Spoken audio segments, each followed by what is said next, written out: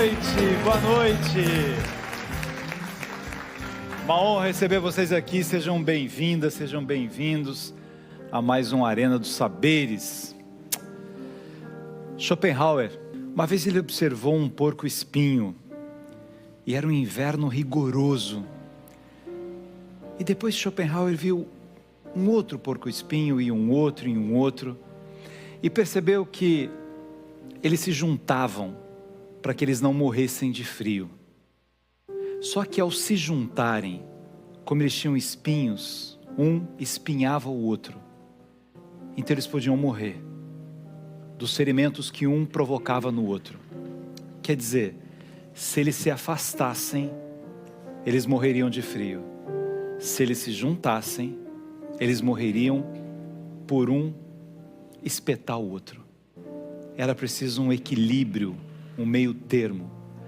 Por meio dessa metáfora, o grande filósofo queria ensinar aos seres humanos que a gente não pode viver separado, mas que a gente precisa se cuidar, para que a gente não cause dor e ferimento um no outro.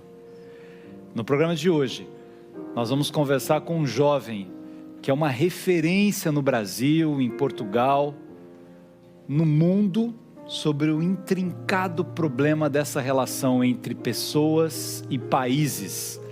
É com grande prazer que eu recebo aqui esse pensador, esse grande amigo, Urian Fancelli.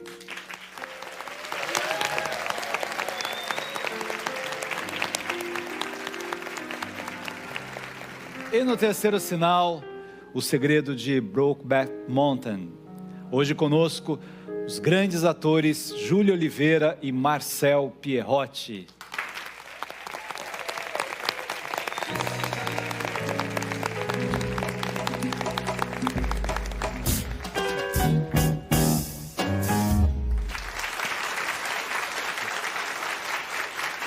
Obrigado, Urian, pela sua presença aqui. Obrigado pelo convite, um prazer estar aqui. Com você. Mas vamos começar com música? Vamos. Já que a gente vai falar de guerra e de paz, problemas entre países, né? Vamos dar uma aliviada aqui com música.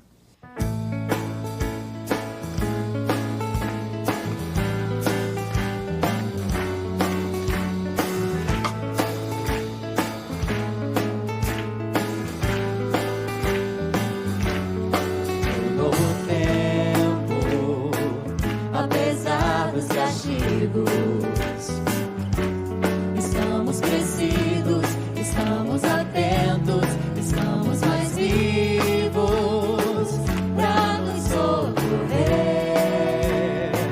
pra nos socorrer, pra nos socorrer, pra que nossa esperança seja mais que a vida.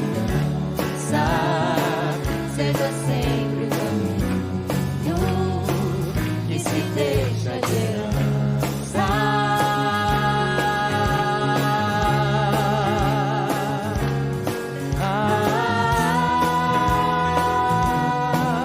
Novo tempo.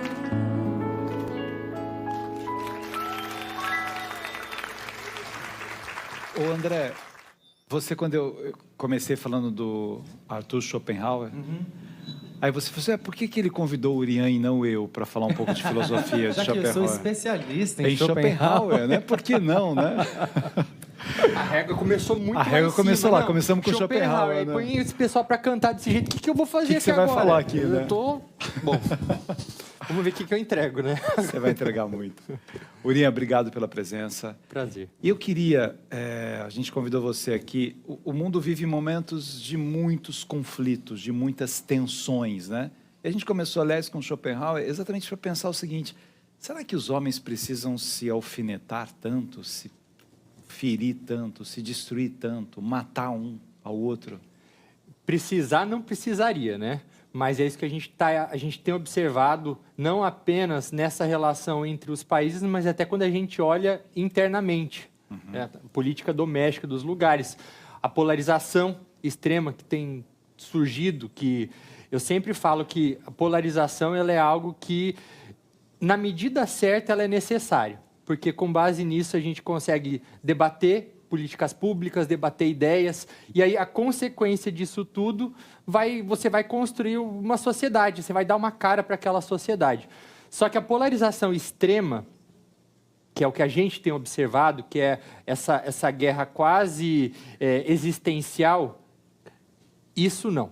Uri, é interessante você falar dessa questão das polarizações, que se fossem leves, fariam parte da sociedade, até porque é bom quando um partido ganha e o outro partido é a oposição, e a oposição ajuda o governo a governar melhor, fiscalizando, né, levantando erros, porque quando um partido ganha e só tem um partido, isso é ruim, né? Não tem ninguém fiscalizando, não tem ninguém criticando.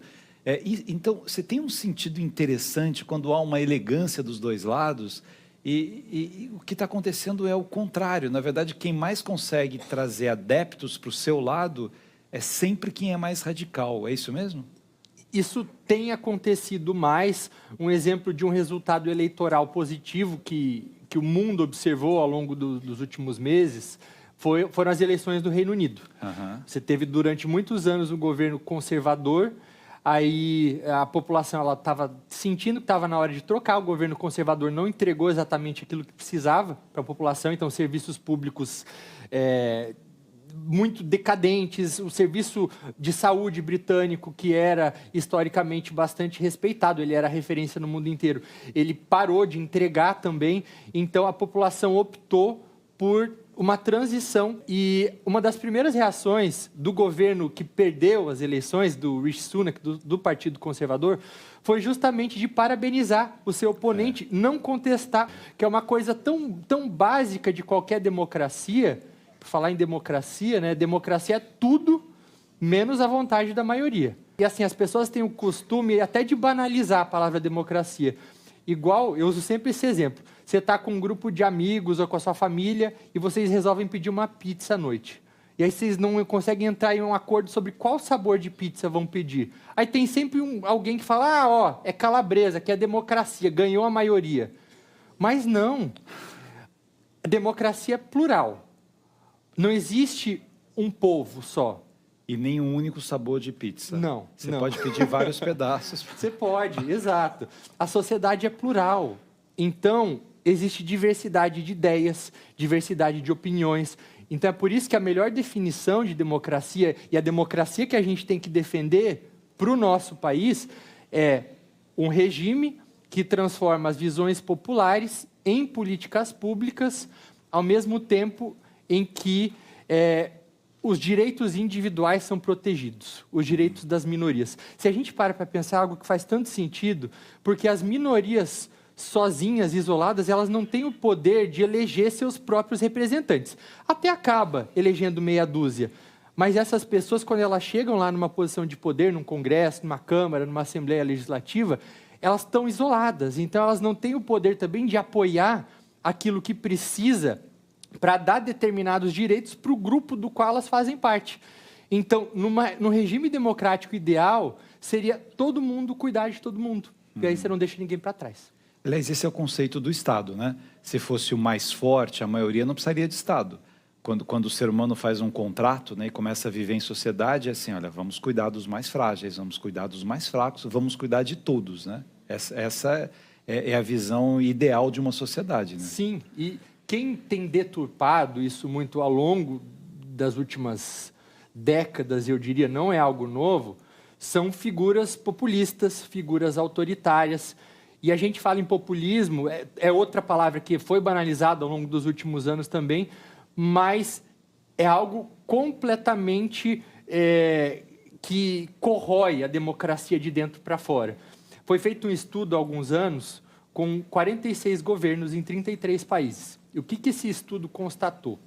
Que figuras consideradas populistas, eles normalmente ficam no poder 2 vezes mais tempo do que os não populistas, e que para isso eles têm 4 vezes mais a propensão em mudar as regras do jogo, ou seja, mudam a Constituição, tentam de alguma maneira mexer... Perpetuar no poder, né? Para ficar lá e não sair mais. É o que está acontecendo agora na Venezuela. O que está acontecendo lá é a melhor prova viva do que faz um governo populista.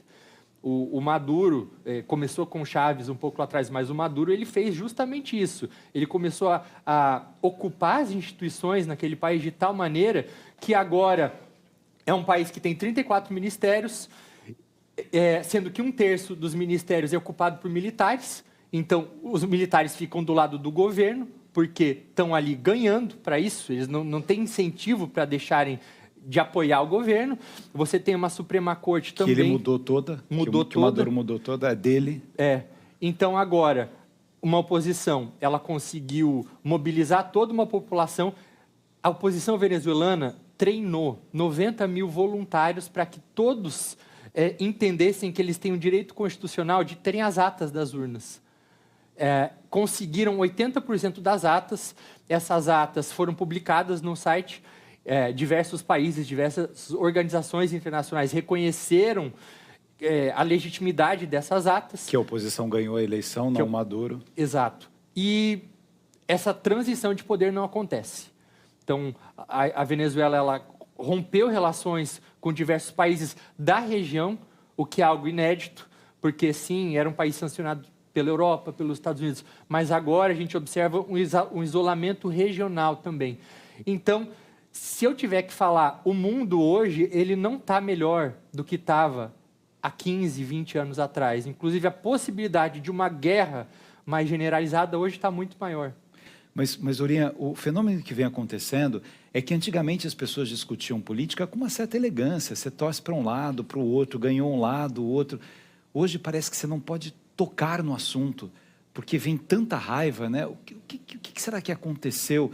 Que uma coisa que era comum, eu lembro, a primeira vez que eu fui vereador, tinha 18 para 19 anos, fui presidente da Câmara, era uma festa a democracia, você torcia para um lado, né, da cidade, meu candidato lá ganhou, o outro que perdeu era vizinho, e a gente foi visitar o que perdeu, né, o que ganhou, estendia as mãos ali para o outro, agora vamos trabalhar juntos, não era uma coisa de raiva, parece que um lado quer matar o outro lado, né? Existe também, por conta das redes sociais, uma percepção na sociedade de que a vida de todo mundo está indo para frente, a nossa está sempre para trás. Você vê lá, quando alguém posta uma foto... Está num iate, está numa festa, está todo mundo lindo. Está viajando, está de carro novo. Às vezes o carro não é nem da pessoa, mas está lá. Tá para tirar foto, né? No restaurante. E algumas pessoas aprenderam a explorar isso. Então, eles vão achando uma maneira de falar assim, olha só, estão tirando algo de você está ficando para trás. E aí eles começam a culpar o sistema vigente por isso. Então, é a maneira como a política no país está organizada, ela está deixando você em desvantagem. Esse é o motivo. Então, uma insatisfação das pessoas com o sistema vigente, é uma descrença nos partidos políticos tradicionais, porque isso é fato. Os partidos políticos tradicionais, eles não entregaram aquilo que eles estavam prometendo. Por conta dessas pessoas que só querem se perpetuar no poder a qualquer custo, vão governando para si. A gente não dá para negar que isso aconteceu. A gente fica imaginando o eleitor. Ninguém sabe a quantidade de partidos que a gente tem. Você imagina assim, porque, na verdade, num processo, né, de visões, de mundo, você tem um mais à esquerda, um mais à direita, um mais ambiental, tal... mas não 30 partidos, 40 partidos. Se pegar os que estão em registro, então, 60, 70 partidos, né? Como é que tem 30 ideologias? Né? Realmente. É uma máquina que está errada, é uma máquina que precisa ser consertada para entregar para as pessoas. Agora, disso que você estava falando da internet, eu fico preocupado, viu, o André Torquato aqui, o André é um pensador que a gente tem aqui no programa, além de grande artista, cantor, filósofo. Psicólogo. Psicólogo? Toca violoncelo. Antropólogo. Mas essa coisa das redes sociais é complicada, André. Você fica barra. Postando lá em... Não, e fake news que a gente tem, né? Você não consegue saber o que é verdade, o que não é, o que você acredita, as mensagens no WhatsApp que vão aparecendo. É muito difícil para controlar, né? Para saber o que é verdade e o que não é. O que é rosto, o que é imagem, né? O que é... Agora com inteligência artificial, então... Vamos falar um pouco mais de inteligência artificial, das guerras. Vamos cantar a paz primeiro?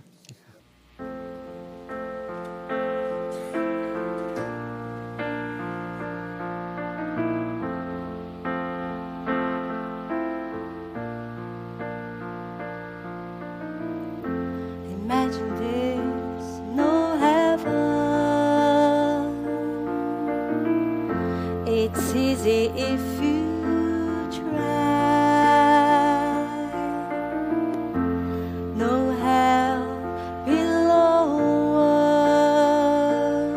us, above us only sky. Imagine all the people living for today. You may say I'm a dreamer, but I'm not the only one. I hope someday you'll join us,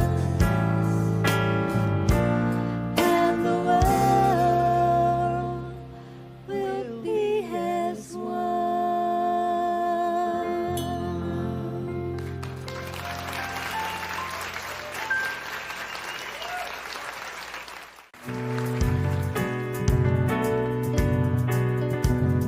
Abram alas pro meu samba, que o meu bloco vai passar.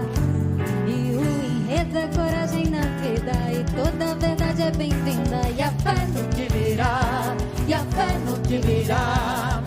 Toda maldade do mundo é blindada por causa da nossa união. Sem preconceito, pra ser perfeito. Respeito é bom, que a gente gosta.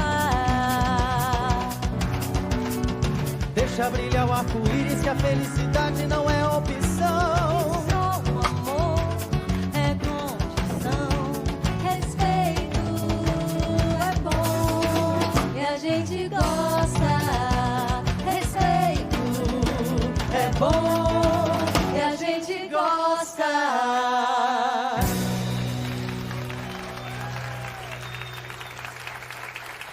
Respeito é bom e a gente gosta, né?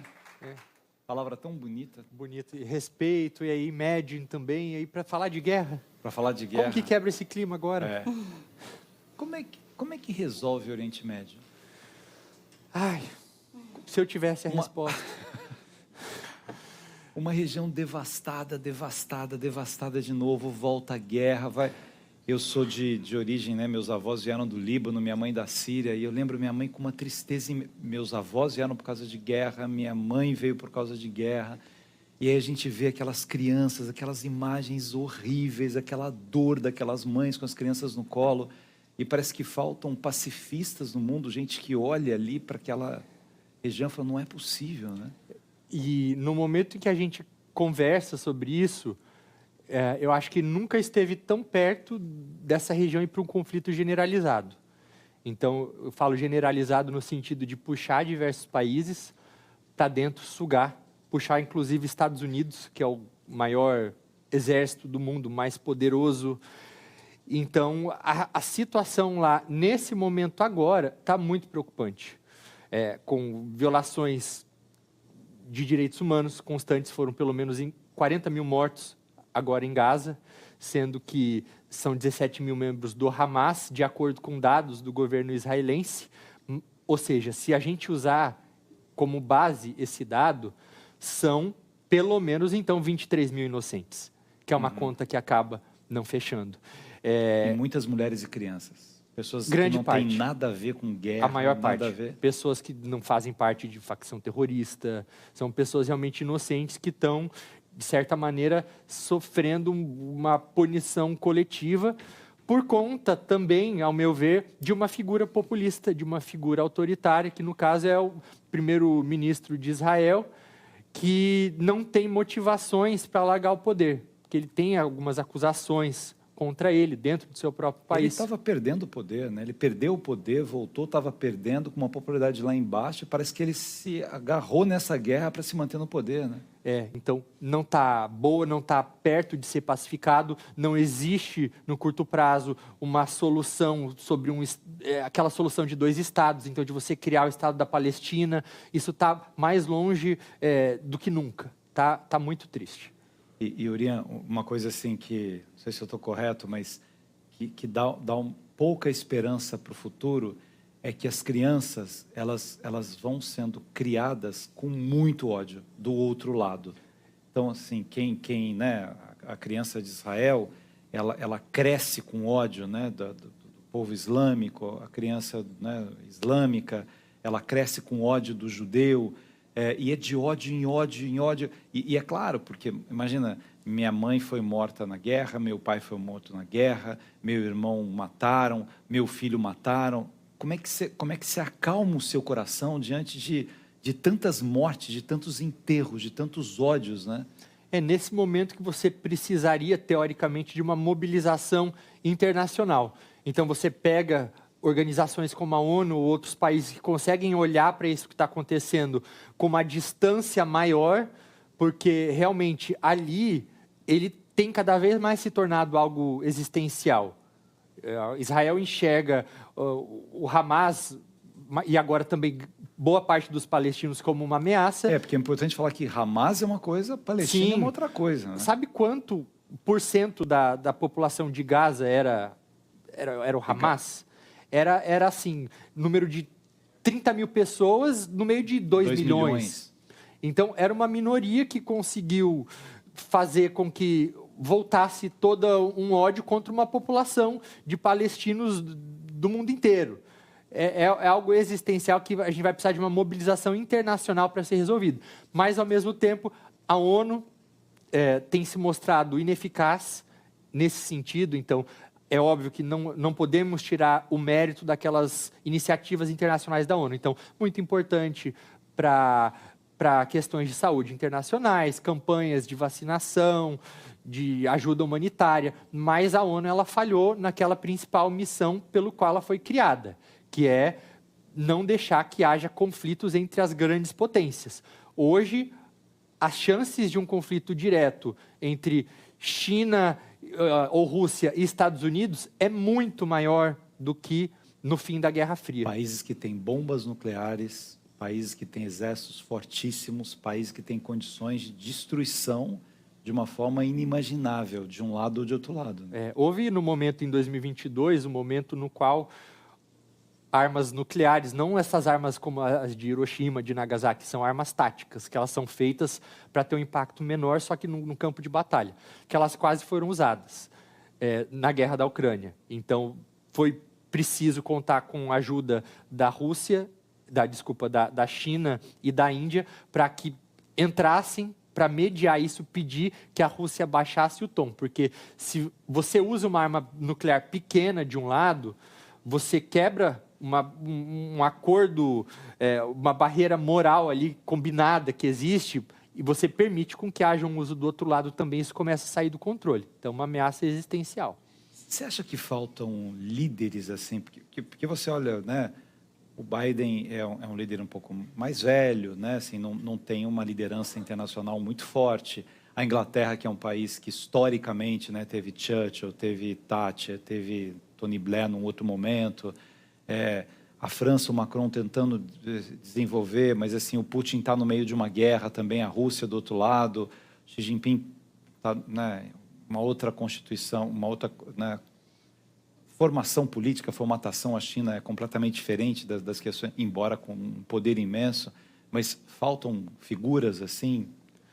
Eu acredito que figuras tem, mas os regimes e as populações não têm dado oportunidade para essas figuras tomarem o controle.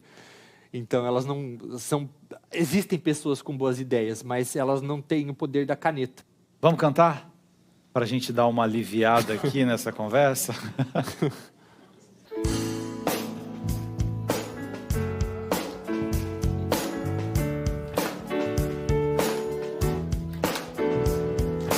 Viver tudo que a vida tem pra te dar. Saber, em qualquer segundo, tudo pode mudar. Fazer, sem esperar nada em troca. Correr,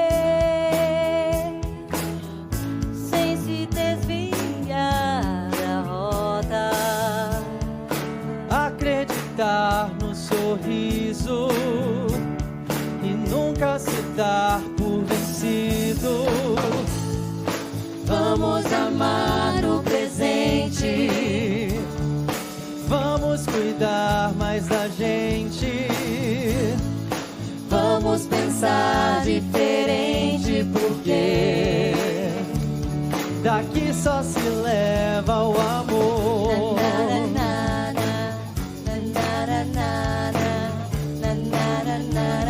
Daqui só se leva o amor.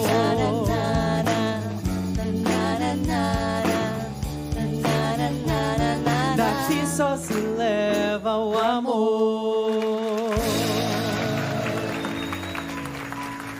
Daqui só se leva o amor. Que coisa, né? É o que deveria ser. Agora, é interessante que a gente fala sobre essas guerras entre outros países, fala ainda bem que o Brasil não está em guerra, ainda bem que o Brasil é um país que vive em paz, mas também não é verdade, né? Nós temos nossos desafios internos, desafios de violência. Taxa de homicídio assustadora, violência contra a mulher assustadora, violência contra a criança assustador também, né? De abuso sexual é algo que nós temos uma amiga em comum que fala bastante disso, que é a Luciana Temer, do Instituto Liberta, faz um trabalho importantíssimo. É uma pandemia de abuso, uma epidemia no Brasil de abuso sexual contra crianças. Então, muitos desafios aqui ainda a serem resolvidos. Já que a gente começou com Schopenhauer, eu acho que a gente pode voltar, assim, para ajudar as pessoas a pensarem nessas guerras internas que as pessoas têm. Se a gente quer um mundo fora da gente de paz, a gente precisa buscar caminhos para estar em paz com a gente mesmo, para estar em paz dentro de casa, para estar em paz nos ambientes de trabalho, para estar em paz na relação harmoniosa com as outras pessoas, né? De olhar aquele que é diferente de mim e não é o fato da pessoa ser diferente que eu vou agredir essa pessoa, que eu não vou conviver com ela, que eu não vou respeitar, que eu não vou amar essa pessoa. Porque senão a gente fala assim, olha que horror que acontece na Ucrânia, na Rússia, na faixa de Gaza, que horror que acontece em tais países. Mas às vezes a gente destrata pessoas, pisa em pessoas, humilha pessoas, que também são caminhos de construir uma relação tumultuada, né? Entre seres humanos. E olha que coisa louca, né? As redes sociais, teoricamente, elas deveriam ajudar as pessoas a terem mais exposição ao diferente, a pessoas com orientações, opções, escolhas, ou seja, qualquer tipo de diversidade.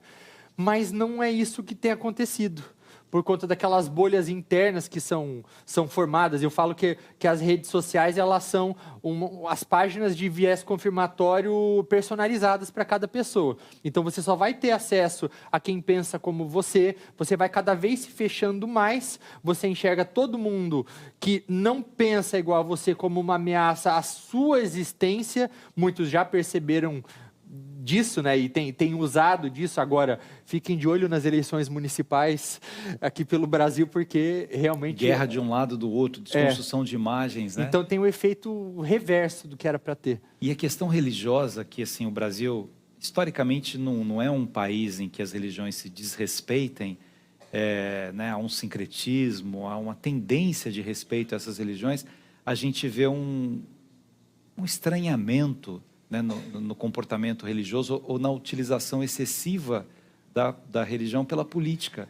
E religião vem de religare, né? Religação, que é proximidade, não de desligamento. Uria, como é que você se apaixonou pelo tema da política, das questões internacionais? De onde vem isso? Família? Você é do Sul, né? Paranavaí. Paranavaí. Por isso que eu falo assim. Sou de Paranavaí. Sempre gostei de olhar, de assistir. Cidade pequena, tem sempre um parente que é político, mas nunca me envolvi lá atrás com isso. Mas eu acho que é algo inexplicável, algo que está na veia. Ao mesmo tempo em que eu olho... Não vou ser candidato a nada, tá, gente? O discurso que está na veia. Mas eu olho para a política daqui do Brasil, mas ao mesmo tempo eu não consigo deixar de olhar para a política externa, que é uma paixão minha também. Eu não sei, eu acho que o que me incomoda é ver como as pessoas usam essas posições de poder lá fora, ou aqui também, para manipular as pessoas. Obrigado pela sua presença, Urian. Muito legal a gente pensar, refletir sobre essas coisas. E no terceiro sinal a gente vai falar de teatro. Isso. Vamos para o musical. Aí vai dar tudo certo. Aí vai dar tudo Aí, certo. resolvido. A gente já volta.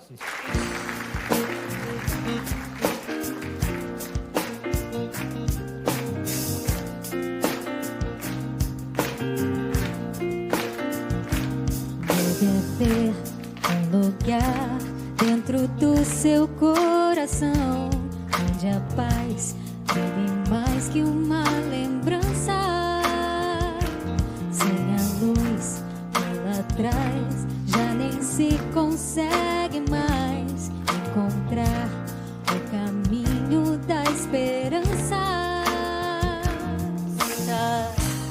Chega o tempo de enxugar o pranto dos homens, se fazendo irmãos, estendendo a mão. Só o amor, tudo que já se fez, e a força da paz junta todos outra vez. Venha, já é hora de acender a chama da vida e fazer a terra inteira feliz. Só o amor, tudo que já se fez, e a força da paz junta todos outra vez. Venha, já é hora de acender a chama da vida e fazer a terra inteira feliz.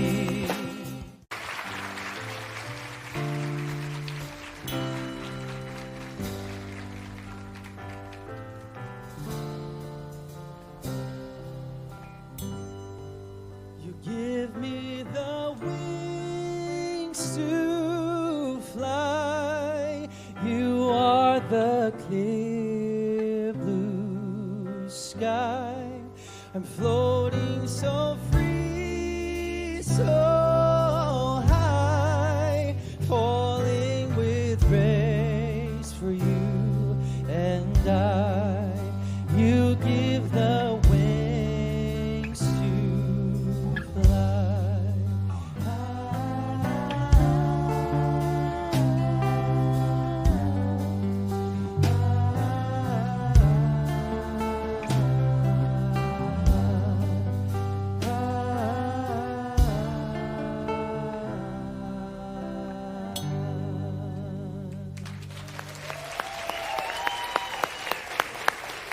Que bom receber vocês aqui, Júlio, Marcel.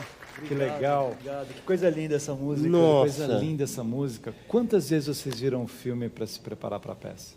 Nenhuma. Nenhuma? Eu tinha visto o filme, foi uma escolha minha, eu tinha visto o filme já em 2005, né, 2006, quando foi lançado e ganhou Oscar, mas quando surgiu a audição, a gente passou, eu escolhi não assistir mais, porque eu queria encontrar eu faço o Enes, né, eu queria encontrar esse personagem em mim, e não talvez, mesmo que no inconsciente, ele ficar tentando trazer o que o Heath Ledger fez, que foi incrível, então eu queria Você lembra um pouco outra... ele?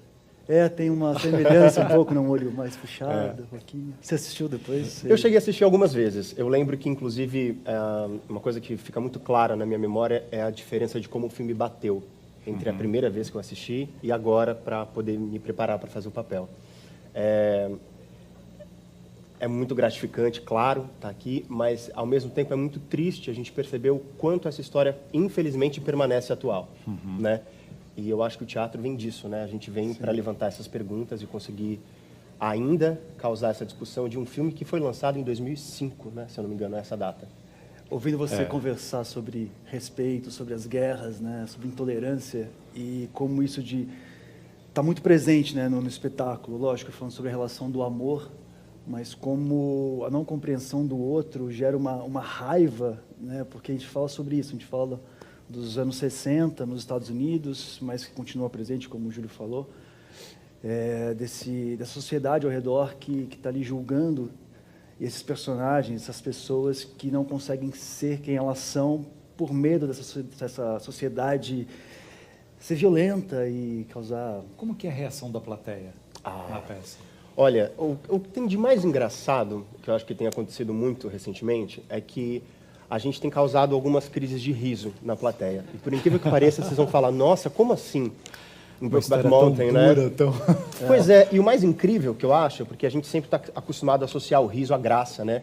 Mas não necessariamente ele tem esse impacto nessa peça, exato. Às vezes ele pode ser um lugar de refúgio, né? Tem uma cena que é uma cena clássica, muito conhecida, onde os dois são flagrados dando um beijo pela esposa do Ennis. E essa cena, inclusive, é uma cena pela qual a maravilhosa Michelle Williams acabou sendo indicada. Estamos, inclusive, com parte do elenco aqui também. Catarina Marcato, que faz a nossa Alma Beers.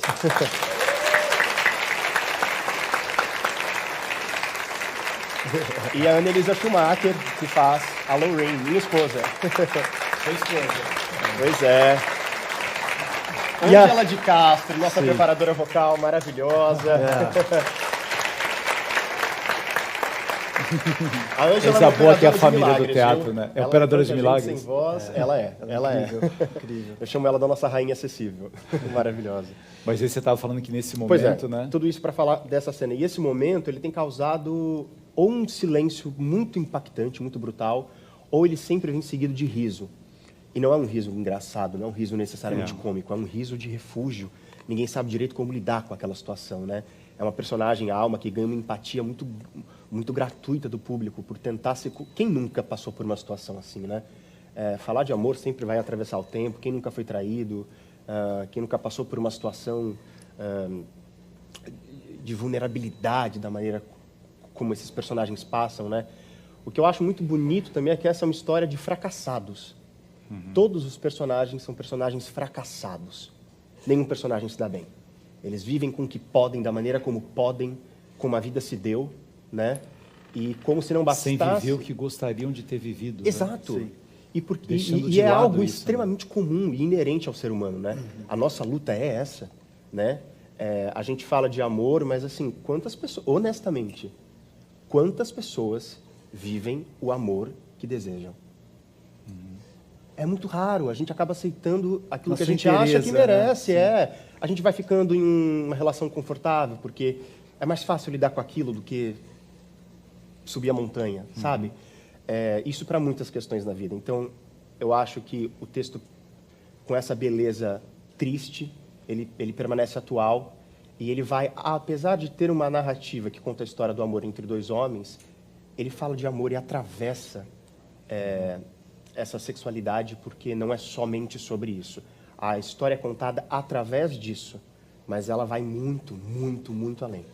É interessante a narrativa dessa peça, que ao falar de amor e da dor, ela traz num ponto das pessoas refletirem quantas histórias se perderam, histórias de amor, como você disse, ou histórias de vida reais, de pessoas que não se sentiram aceitas na sua família, ou na sua comunidade, ou na sua escola, e desistiram da própria vida com medo de nunca serem amadas, né?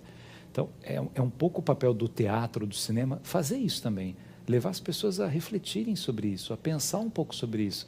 Se é o seu filho, você ama o seu filho do jeito que ele é, se é um amigo seu da escola, ama do jeito que ele é, e não do jeito que eu acho que é o correto. A gente existe através do olhar do outro, né? Da relação com o outro, a relação de amor. Eu entendo o meu valor a partir do momento que você me olha e a gente troca uma conversa, e acho que é um ponto crucial. A gente começa num pequeno ciclo, né, círculo da sociedade, que seria a família, para depois expandir para a sociedade maior. E esses dois personagens, e acredito que muitas vidas que se perderam e pessoas que têm questões, nascem de uma não compreensão dentro do círculo familiar. E esses dois personagens têm uma questão enorme com os pais, que isso vem bem claro. Tem dois momentos que a gente fala sobre a relação com os pais, o Ennis fala, depois o Jack fala, e é um momento bem doído para a gente fazer, e a gente percebe também como isso chega nessa plateia, desses pais que refutam, que não olham para esses filhos e negam. Então, eu acho que a incapacidade do Ennis de já se experimentar e de assumir quem se é, não só de sexualidade, já é muito castrada por esse pai. Então, acho que a castração acontece primeiro no âmbito familiar, Que também deve ter sido castrado pelo avô, É uma pelo sequência, bisavô, né? é uma Uma sequência de réplica violências, né? De violências. Agora vamos falar de vocês, da Bora. história de vocês. Júlio, Vamos lá. e aí? O que é ser um ator famoso igual você? Ah, nossa, você não tem ideia. Só Tá glamour, difícil andar na rua. tudo que, super olha, fácil, não tem problema, não tem dificuldade. Olha, eu vou te falar, Xalita, que tem uma grande diferença entre o que a gente é, de fato, e o que as pessoas pensam que a gente representa. Eu não considero um ator famoso, eu acho que eu sou um ator conhecido. Indicado E conhecido. ao Prêmio Bibi Olha, Ferreira. tá vendo? Como assim? Eu acho que eu sou conhecido e principalmente a gente, por conta da cultura do nosso país, as pessoas só um exemplo. Eu fiz na minha vida acho que 6 novelas. Parece um número alto, mas comparado ao meu trabalho em teatro, que eu trabalho desde os 13, estou com 34, eu fiz, acho que foram 48 espetáculos. 48 espetáculos? Pois é, e as pessoas me acham muito mais um ator de televisão do que de teatro. E eu sou muito mais do teatro. Porque é uma questão de realização, de oportunidades, enfim, são muitas questões. Mas a gente... É muito engraçado isso, as pessoas... eu estava falando isso, não sei se foi com você, que a importância de uma indicação ao prêmio, né? Por que eu falei que a indicação ela é mais interessante do que o próprio prêmio? Porque ela traz o seu trabalho para a pauta. As pessoas passam a prestar atenção sobre o que está sendo dito, independente se você vai ganhar o prêmio ou não. Eu provavelmente não acredito que vou ganhar, porque fui indicado ao lado de pessoas maravilhosas. Não que eu me considere inferior, acredito no meu trabalho, senão o que vai ser da gente? O mundo já duvida tanto da gente. Se a gente não acreditar na gente, acabou, né? Mas são pessoas de uma magnitude tão maravilhosa, assim, que eu falo, de verdade, não é naquele lugar formatado de, olha, eu queria, importante é concorrer. Humilde. Não, a gente quer vencer, mas eu estou muito feliz e grato de ter sido indicado ao lado de pessoas que eu cresci admirando. Isso, para mim, é o maior prêmio, fazer com que o teu nome esteja ali naquele momento sendo falado, sabe? Eu comecei a trabalhar com teatro com 13 anos. Um vizinho, que eu tenho um amor enorme, chamo de tio desde pequeno. Ele chegou um dia meio bêbado em casa e falou, olha, eu vou pagar um curso de teatro para você. Começou a pagar o curso.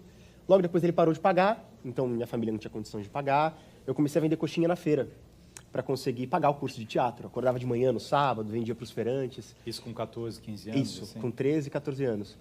E eu fiquei um tempo sem fazer teatro. E foi o tempo mais importante da minha vida, porque eu senti que eu tinha perdido o sentido. Foi a primeira vez que eu tive noção da palavra sentido na minha vida. Eu tinha perdido o sentido. Eu não entendia o que estava acontecendo. Eu ia para a escola, eu comia, mas eu não entendia para onde eu estava caminhando.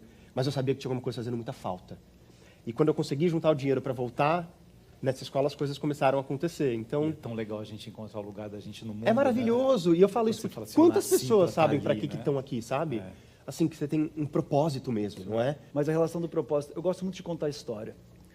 Para mim é uma forma de eu relacionar com a minha existência, com a possibilidade da morte, sem pesar o lugar, mas em compreender o nosso propósito, a nossa existência. Eu sinto que cada vez que eu conto uma história, eu compreendo mais sobre mim, consigo relacionar com o outro, fazer com que o outro elabore de alguma forma.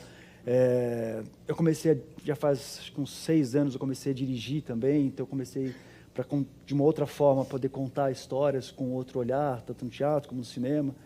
E ainda bem, muito feliz de poder sobreviver e viver dessa profissão, né? Porque... A Fernanda Montenegro falou uma coisa muito bonita, né? Do teatro mesmo, da resistência do teatro, do que é um ator, que é uma arte tão antiga. Teatro é tão antigo, né? Os gregos faziam isso, né? Os romanos faziam isso, fora os orientais que faziam teatro de uma outra maneira, e que na verdade é um ser humano contando uma história.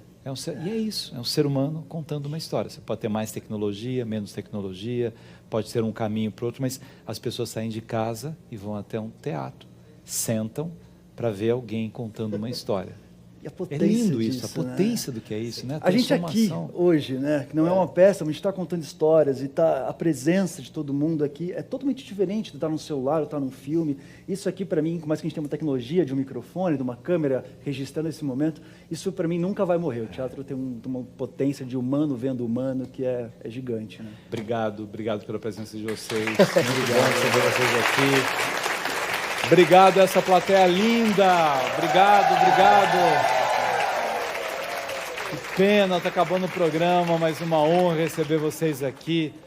essa parceria linda do Sesc Rio de Janeiro, aqui nesse teatro lindo, né? Nesse lugar em que a gente está, esse teatro de arena, Copacabana, com a TV Cultura para todo o Brasil. E semana que vem tem mais Arena dos Saberes.